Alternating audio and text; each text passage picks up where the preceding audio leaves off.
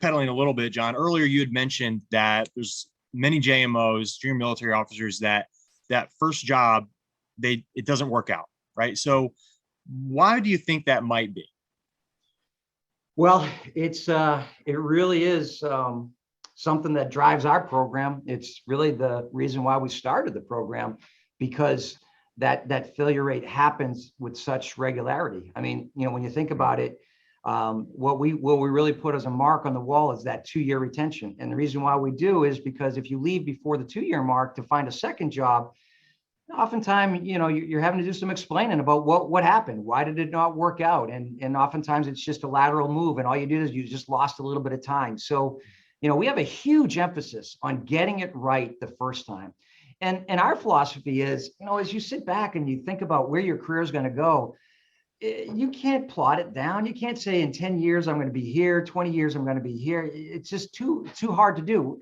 But what we do know is that if you can have that success in those first few years, it's pretty dynamic. And again, that emphasis on the first 3 to 5 years. And so, to your question, Derek, for us, it's about getting it right and doing a thorough search. And obviously, there's a lot of challenges with this transition. There's timeline issues and, working your last job here or there, whatever. We're big believers on an alliance hiring conference, and not, just primarily because it allows you in a really short period of time to compare and contrast. And so I think a lot of candidates deprive themselves of that opportunity. And well, Derek, you lived it, Right. Could you, take a little moment and share a little bit about your experience and what that was like? For sure. Thanks, John. And I mentioned in the beginning, I'm director of recruiting at Alliance, but I was also an Alliance alum. So I've come through this process back in 2014. I was a transitioning junior military officer, like many of you. Graduated from West Point in 2009. Did my 5 years. I was not sure if I was going to get out or not. But to John's point, I didn't think I was going to make it 20. So I wanted to make it sooner to maximize my potential and that trajectory going forward. And I partnered with Alliance early in that decision-making process, got to experience the program.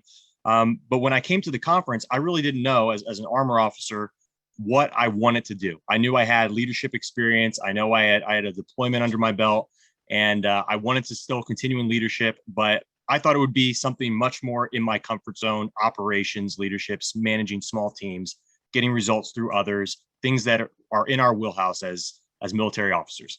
And so that's what I brought to the table.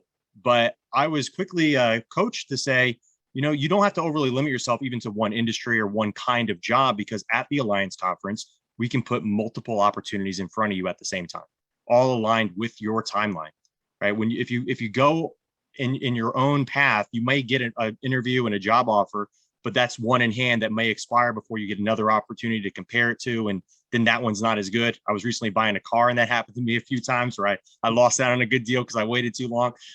So that doesn't happen in this situation, because everything happens along a certain pathway where I sat down in front of 10 different companies, all different industries, different kinds of opportunities, including sales opportunities. I alluded to that in the past.